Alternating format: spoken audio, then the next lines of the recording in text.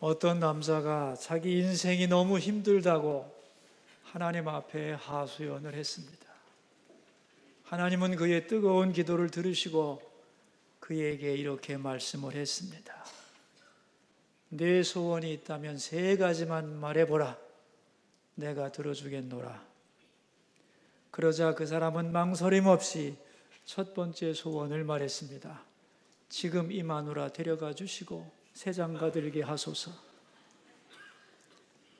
소원대로 하나님이 그 아내를 데려갔습니다. 장례식을 치르는데 문상객들이 많이 와서 하는 말이, 그렇게 훌륭한 분이 먼저 가시다니요, 참 안 됐습니다. 그러면서 그 아내가 살아서 한 일이 뭔지를 하나하나 열거하는데 너무도 많았습니다. 모든 사람들이 다 그 아내를 지극히 칭찬했습니다. 그 말을 들으면서 남편은 죽은 내 아내가 좋은 여자였구나 하는 생각을 했습니다. 그런데 내가 괜히 불러가라고 했나? 내가 어떻게 하면 다시 그런 여자를 만날 수 있을까? 큰일 났다 생각을 하다가 하나님께 부탁을 했습니다. 하나님, 죽은 제 마누라 다시 살려주십시오. 하나님은 그 소원을 들어주셨습니다. 이제 2가지 소원이 지나갔습니다. 마지막 1가지 소원을 이루어야 되겠는데 이 소원을 어떻게 말할까 고민하던 그는 하나님께 질문을 했습니다. 하나님, 나에게 가장 중요한 소원이 뭔지 가르쳐 주세요. 하나님이 그에게 말씀하셨습니다. 지금 그 마누라 귀한 줄로 여기고 살아라.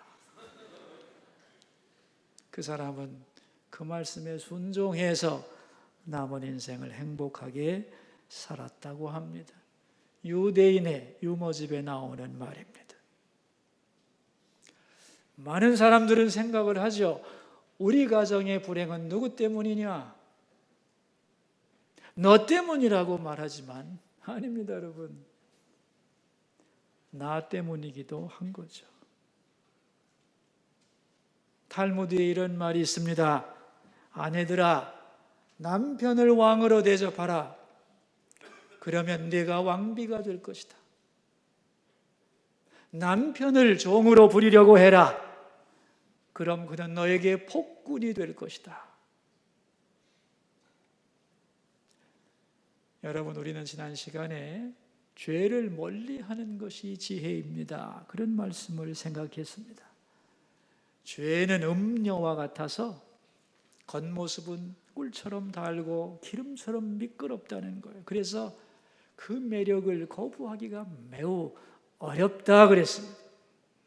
그러나 감추어진 속모습은 쑥같이 쓰고 양날가진 칼과 같다. 죄의 결과는 참으로 씁쓸하고 아무리 조심해도 피를 볼 수 없는 것이 죄의 결과다.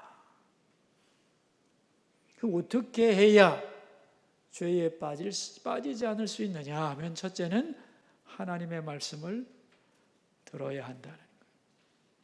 왜냐하면 하나님의 말씀은 세상의 본질을 밝혀주고 죄의 결과가 어떤 것인가를 가르쳐주기 때문에, 하나님의 말씀을 들을 때 뭐가 죄인지를 알 수 있고 그 죄를 이길 수 있는 힘을 공급받고, 죄보다 강한 하나님 말씀을 붙들 때 그 영혼이 안전하다 그랬어요. 또 하나, 죄악을 이기는 쉬운 방법은 가까이 하지 않는 것입니다. 자신의 약점을 인정하고 그 죄에 접근하는 것을 스스로 금지하는 것, 그걸 막기 위해 미리 결정하는 것, 이것을 사전 결정의 원리라고 했죠. 나는 그것을 하지 않겠다고 미리 결정하고 그 약속을 지켜갈 때 비교적 죄를 쉽게 극복할 수 있는 거다. 기억나시나요? 오늘은 음녀를 멀리하는 방법, 성적인 유혹을 이길 수 있는 가장 근본적인 방법이 뭐냐? 여기에 대한 말씀. 그 방법은 가정을 견고히 세워가는 것입니다. 뭐라고요? 가정을 견고히 세워가는 것이. 그래서 가정을 잘 지키는 것이 지혜다. 이게 오늘 본문의 주제입니다. 잠언의 전체 주제를 한마디로 말하면 지혜인데, 이 잠언 중에서 가장 많은 분량을 차지하는 내용이 뭐냐 하면 음행에 대한 경고입니다.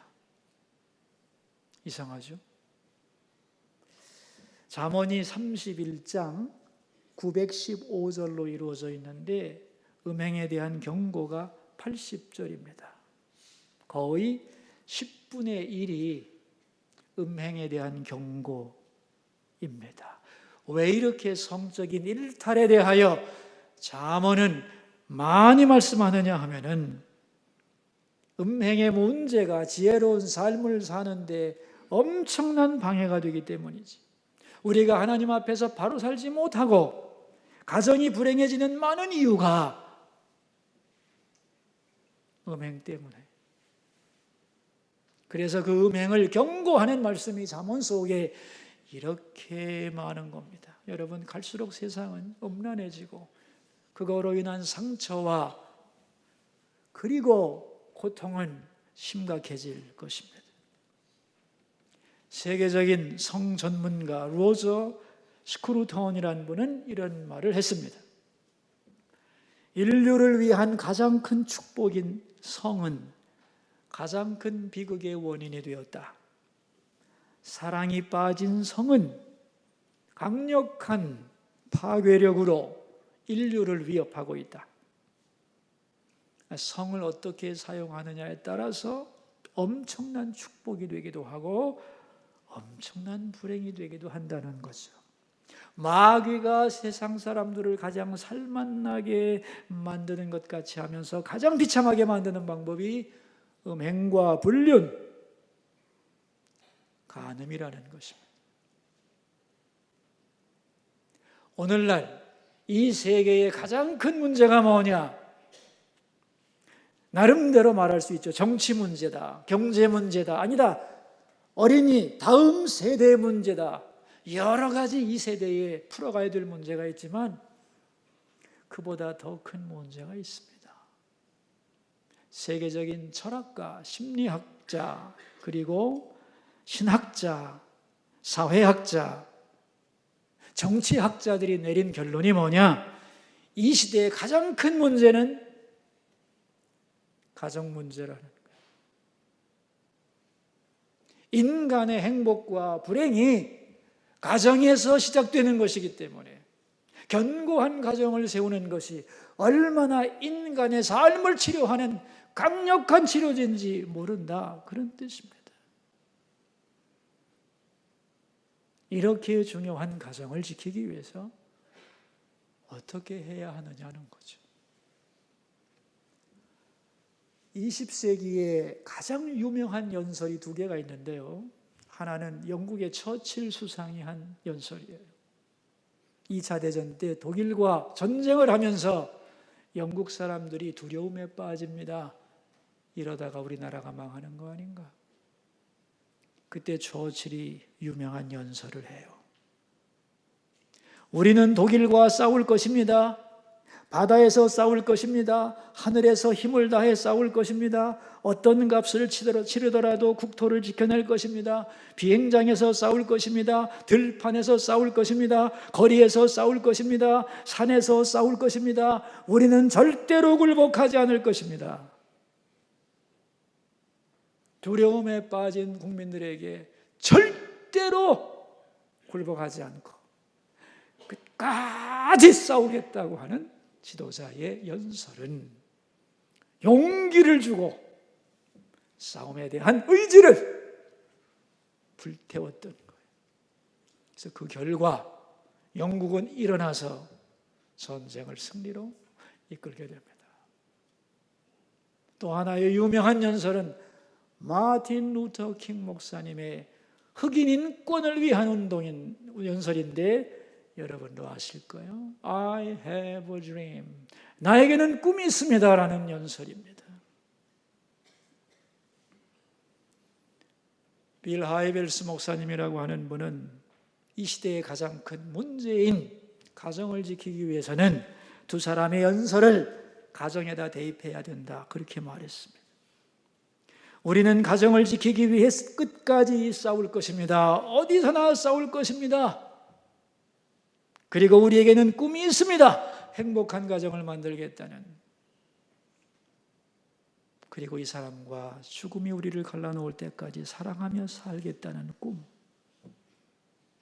행복한 가정을 만들겠다는 꿈을 가지고, 그리고 그것을 지키기 위해 싸워야 한다. 이런 자세를 갖지 않으면 이 세대의 가정을 온전히 지켜가기가 어렵다. 그런 말이지. 그렇다면 건강한 가정, 행복한 가정을 만드는 비결이 뭐냐? 오늘 세 가지로 말씀하는데 첫 번째 조건이 15절에서 17절입니다. 함께 볼까요? 너는 내 우물에서 물을 마시며 내 샘에서 흐르는 물을 마시라. 어찌하여 내 샘물을 집 밖으로 넘치게 하며 내 도랑물을 거리로 흘러가게 하겠느냐? 그 물이 내게만 있게 하고 타인과 더불어 그것을 나누지 말라. 가정에서 부부관계는 어떠해야 되느냐? 이 가정이라는 것, 부부라는 것이 뭐와 같으냐? 샘물과 같다는 거예요. 우물물 샘물과 같다. 왜 이런 말이 나오냐면 인생이라는 광야에서 가정은 오아시스와 같은 거다. 쉴 수 있는 곳, 새 힘을 얻는 곳이라 그런 말이지. 더 나아가 생명을 주는 곳. 그래서 우물과 같은 것이 가정이라는 것. 그런데 이 물을 다른 곳으로 흘러가게 하지 마라. 쉽게 말하면 행복을 다른 곳에서 찾지 마라. 가정 이외의 곳에서 너의 진정한 행복을 찾지 마라. 왜? 하나님이 인간의 행복을 위해 주신 것이 가정이기 때문에. 그래서 관심을 가정 밖으로 돌리고 네 힘을 다른 곳에 쓰지 말고 네 아내와 남편 외에 다른 사람을 쳐다보지 마라.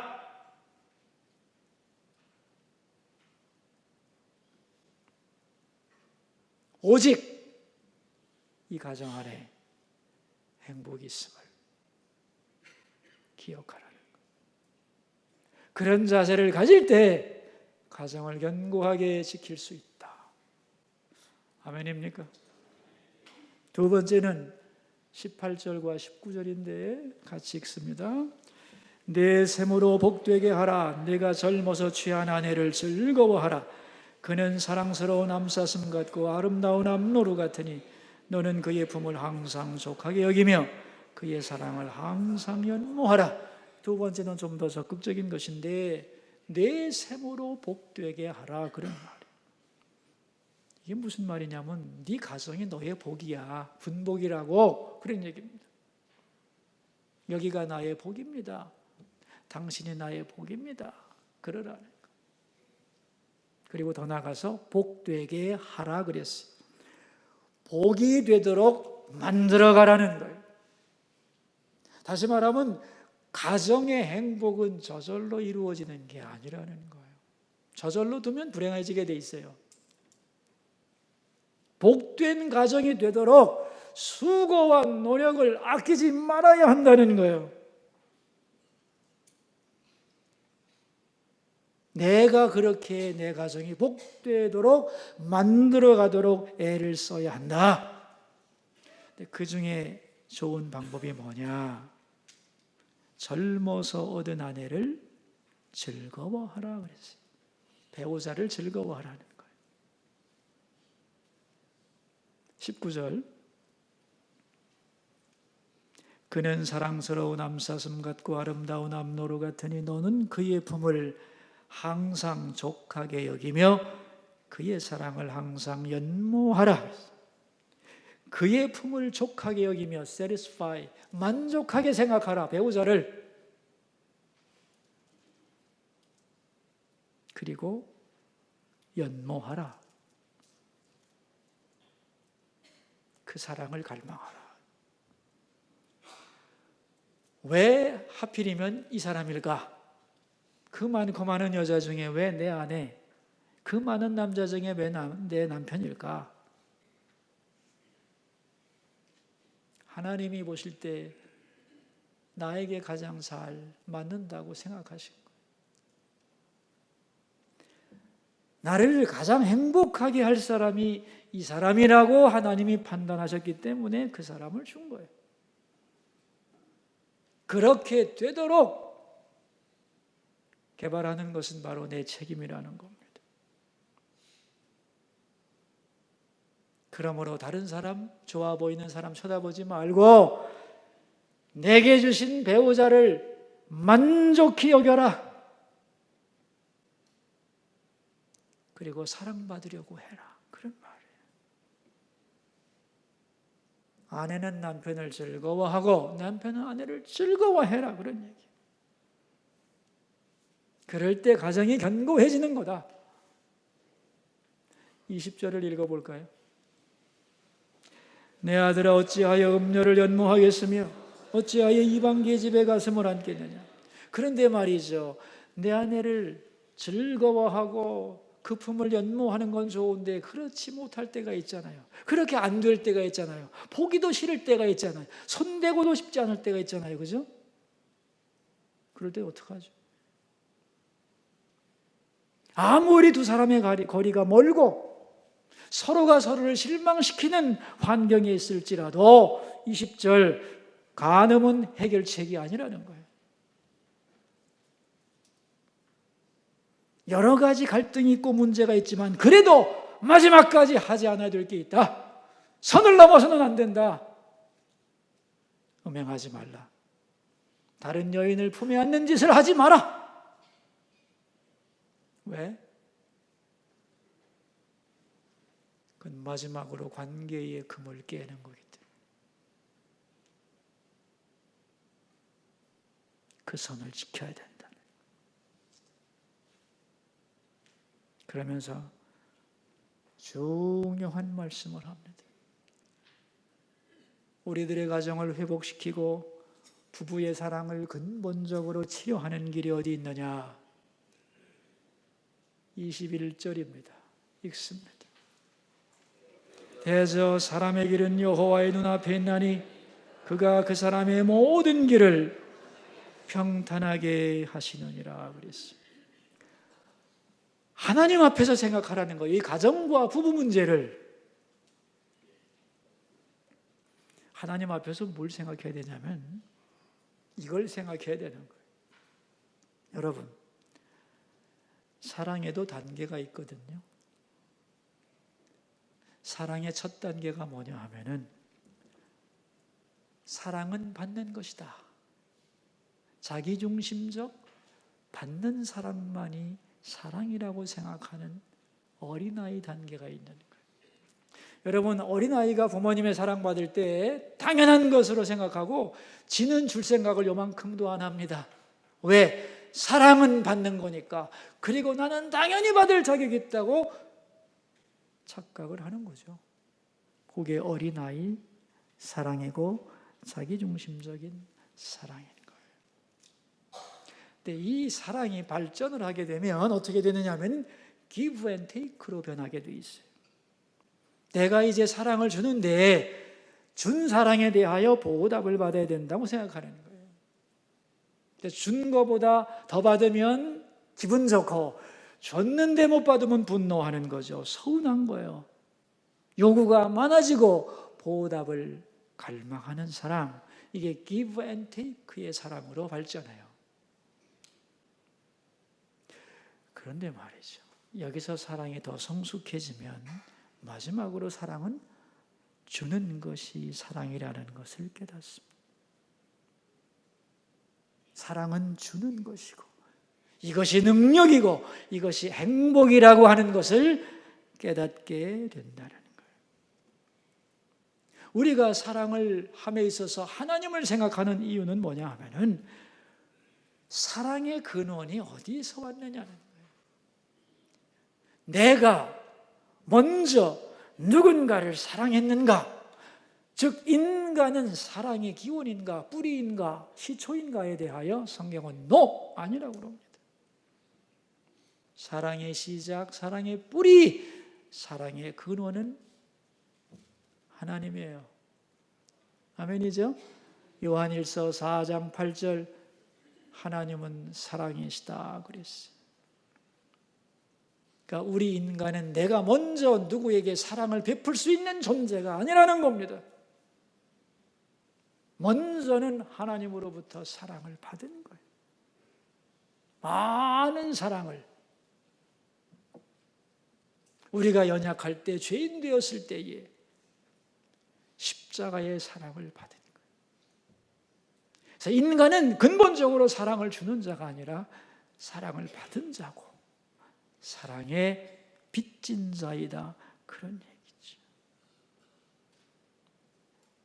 그걸 기억해야 한다. 그럴 때 사랑에 대한 새로운 차원이 열린다는 거예요.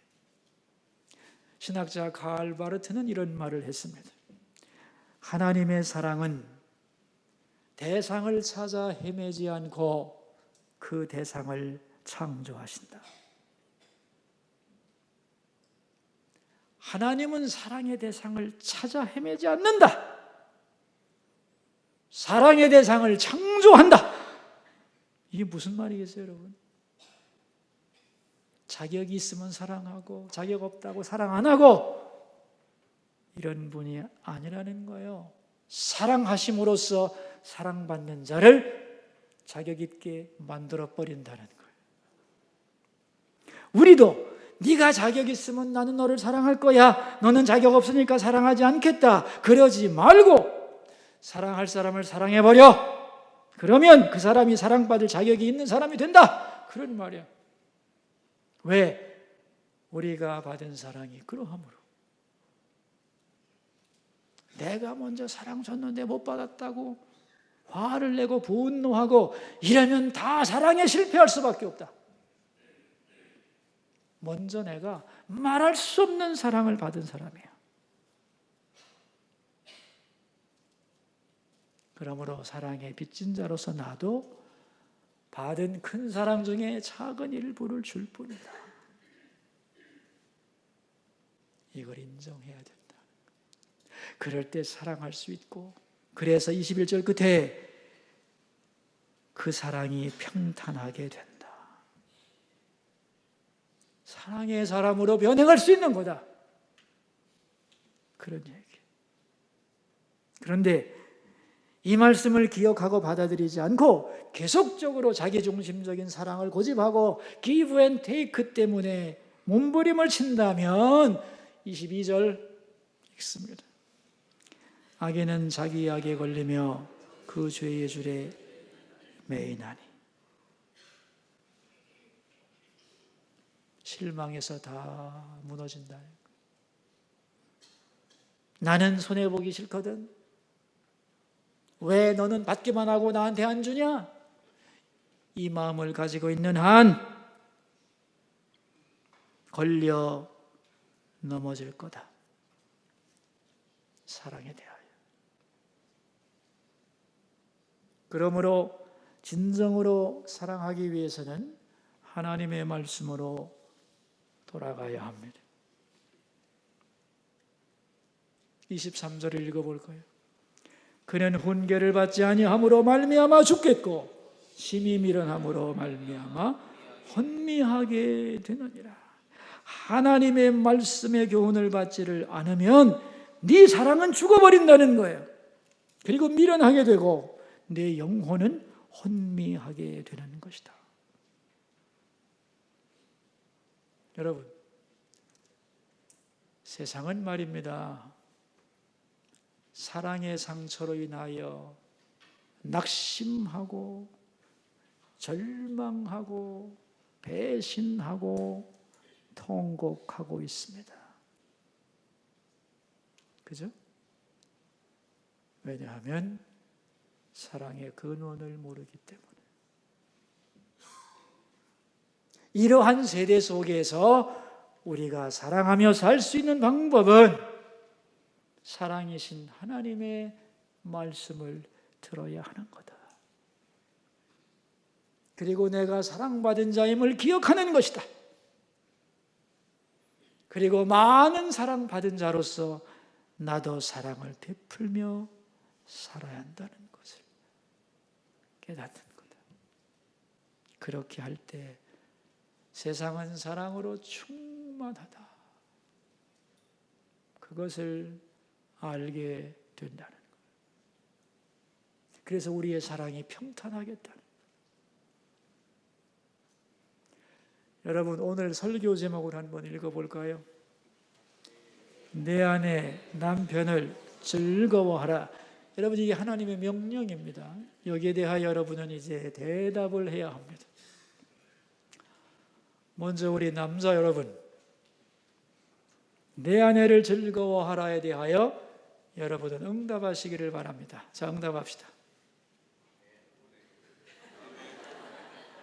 응답이 너무 간단하네요. 제 아내를 즐거워하겠습니다. 자, 응답을 하겠습니다. 남성분들. 자, 이제 여성들이 하나님의 명령에 대하여 응답을 하겠습니다. 제 남편을 즐거워하겠습니다. 여러분, 많은 여성들이요, 자녀를 낳은 다음에는 남편보다 자식이 우선됩니다. 그것은 잘못입니다.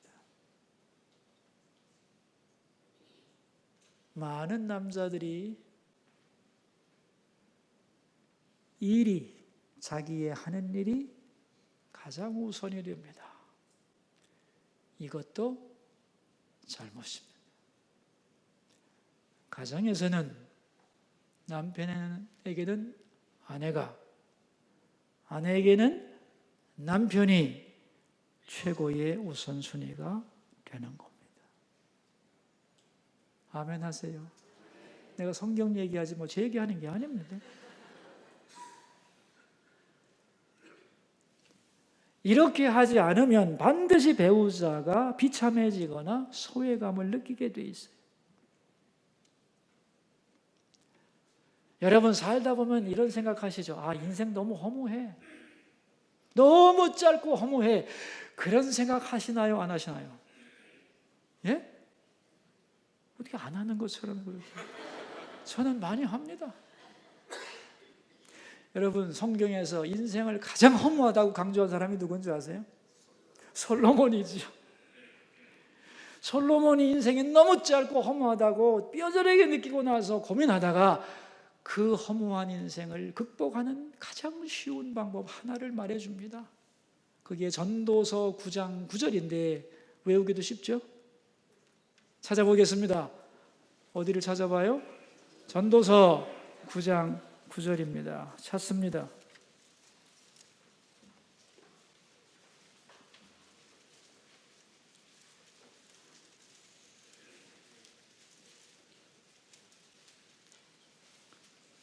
찾으셨나요? 전도서 9장 9절을 우리 한 목소리로 읽습니다.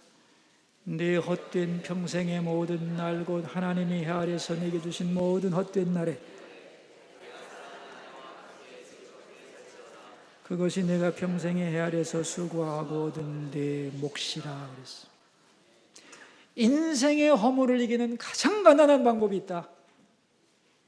네 아내와 남편과 행복하게 지내. 그게 내 인생의 몫이야. 그런 말이에요. 허무와 인생의 여러 가지 허탈이 나를 공격할 때 어떻게 이길 수 있느냐? 가정을 생각하고 주어진 관계를 소중히 여기라는 거예요. 내게 주신 사람을 소중히 여기고 함께 즐거워해라. 그러면 어느새 인생의 허무가 사라지게 된다. 하나님이 내게 주신 사람들이 참 소중하구나. 그거를 느끼고 고백하는 순간에 허무가 사라지게 돼 있어요, 여러분. 인생이 아름다운 곳이 되게 돼 있어요. 그런데 저 사람도 쓸모없고 이 사람도 나를 괴롭게 하고 이런 마음을 가지고 살면 인생은 정말로 허무해지는 거죠.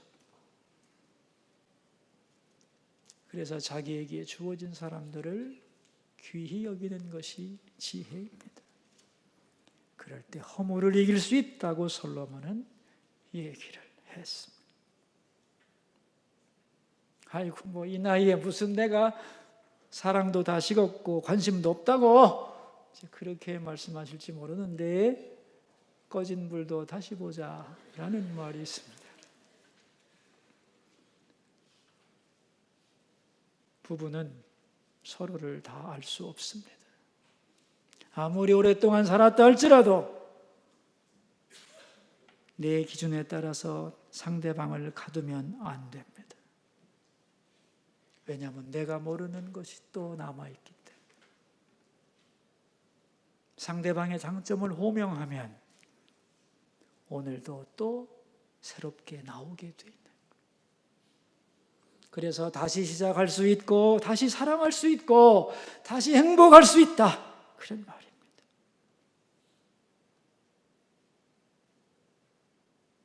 아무리 나이를 먹었어도 부부의 사랑은 끝이 없는 거다. 아멘입니까? 부부가 지켜야 할 가장 중요한 원칙 10가지를 가리켜서 부부 10계명 그러는데 요즘에는요 잘못된 부부 10계명이 너무 많아요. 족보도 없는 10계명을 지가 10가지 쓰면 10계명이 되나? 부부 10계명의 원본을 가르쳐 드리겠습니다. 이것만이 부부 10계명이에요. 근데 그 텍스트가 뭐냐면은 성경에 있는 10계명입니다. 10계명을 펴서 부부 10계명과 어떻게 다른지를 설명을 해드리죠. 여러분 성경 자성의 뒷부분에 보면은 10계명이 있는데 찾아보겠습니다. 찾으셨어요? 자, 10계명의 1계명이 뭡니까? 1계명이 나 외에는 다른 신들을 두지 마라. 부부 10계명의 1계명이 뭔지 아세요? 뭐일 것 같아요? 아내와 남편 외에 다른 남자 여자를 두지 말라. 이게 1계명입니다. 자, 그 다음에 제2계명이 뭐죠? 너를 위하여 새긴 우상을 만들지 말라. 부부 10계명의 제2계명은 뭐냐면 배우자에 대하여 잘못된 이미지를 만들고 그것이 바로 당신이라고 우기지 마라. 그런 얘기예요. 잘못된 배우자에 대한 이미지를 만들어 놓고 그것이 당신이라고 우기지 마. 자, 세 번째 계명이 뭐죠? 너는 내 하나님 여호와의 이름을 망령되게 부르지 마라. 부부 10계명의 3계명은 뭐냐면 배우자의 이름을 명예롭게 하라. 자식 앞에서도. 4번이 뭐죠? 안식일을 기억하여 거룩하게 지키라. 부부 10계명의 4계명은 배우자와 함께하는 휴식의 소중함을 기억하라. 둘만의 시간에 가치를 기억하고 지켜가라. 5계명이 뭐죠? 내 부모를 공경하라. 부부 10계명 중에 5계명은 양가 부모님에게 똑같이 대해라. 그런 말이에요. 6계명 살인하지 마라. 부부 10계명의 6계명은 네 배우자를 죽고 싶은 마음 들게 하지 마라. 7계명은 뭘까요? 간음하지 마라. 부부 10계명의 7계명은 너는 배우자와 즐기고 힘을 다른 곳에 쓰지 말라. 8계명은 부부 8계명은 딴지갑 차지 말고 삥땅 치지 말고 재산을 부부가 항상 공유할지어다. 9계명 내 이웃에 대하여 거짓 증거하지 마라. 배우자에게 거짓말하지 마라. 10계명 내 이웃의 집을 탐내지 마라.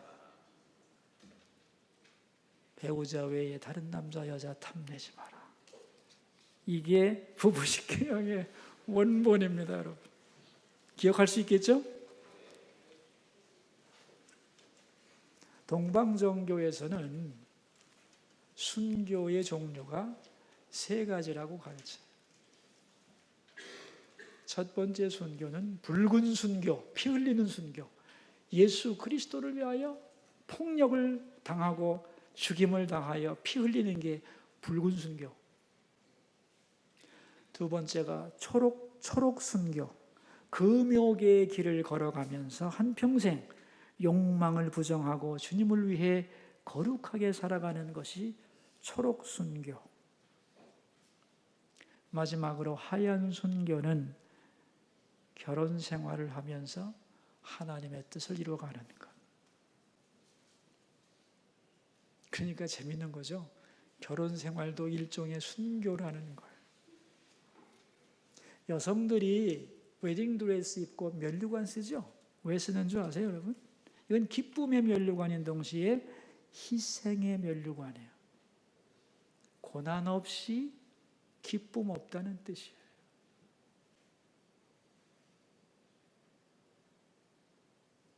부부가 헤어지지 않고 사랑하며 견고한 가정을 이루어가는 것도 순교처럼 힘들다는 거예요. 기쁨도 있지만. 이 유혹이 많은 세대를 살아가는 우리들에게 유혹은 항상 우리에게 다가오지만은 이걸 이기는 비결이 뭐냐? 견고한 가정을 세워가는 거다. 그러기 위해서는 가정을 떠나서 행복을 찾지 마라. 배우자를 서로 즐거워해라. 그리고 우리가 먼저 하나님께로부터 사랑받았음을 기억하고 그 사랑을 먼저 베푸는 일에 낙심하지 마라. 그러면 사랑이 충만하다. 이걸 알게 될 거라. 이 은혜가 함께 하시기를 축원합니다. 기도하겠습니다. 우리 들은 말씀을 생각하면서 두 가지 기도 제목으로 하나님께 나갑니다. 첫 번째 기도 제목입니다. 우리 가정이 견고해지게 하소서. 가정 밖에서 행복을 찾지 말고 서로를 즐거워하며 하나님의 사랑의 통로 되게 하소서. 기도하겠습니다. 하나님 아버지 감사합니다. 오늘 내 아내를 즐거워하라. 내 남편을 즐거워하라. 유혹받는 세대 속에 건강한 가정을 지켜가는 것이 얼마나 중요한 것인가 배웠습니다. 어떤 일이 있어도 우리 가정을 끝까지 아름답게 사랑으로 지켜가겠다. 그 꿈을 가지고 싸워가게 하셔서 부정과 불륜과 음란을 이기고 거룩한 가정을 만들어가도록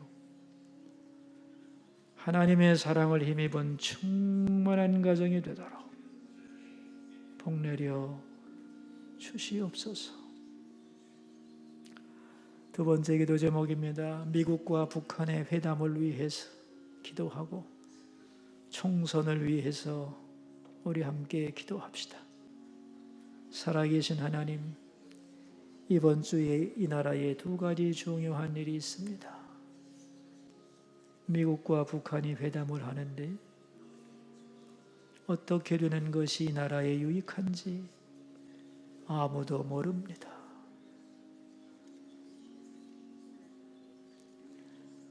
사람의 뜻이 아닌 하나님의 뜻만이 이루어지기를 기도합니다. 우리나라가 방심하거나 어리석지 않게 해주시고 또한 좋은 일꾼들이 잘 선택되어 이 나라의 미래가 밝아지고 안정되며 우리의 자녀들이 바르게 교육을 받게 해주시기를 기도합니다.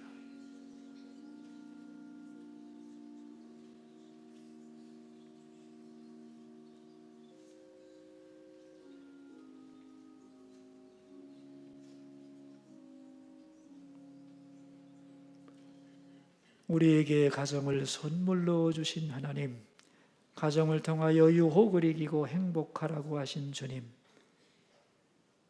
그래서 우리는 견고한 가정을 세워야 하는데 흔들리는 가정들이 너무 많습니다.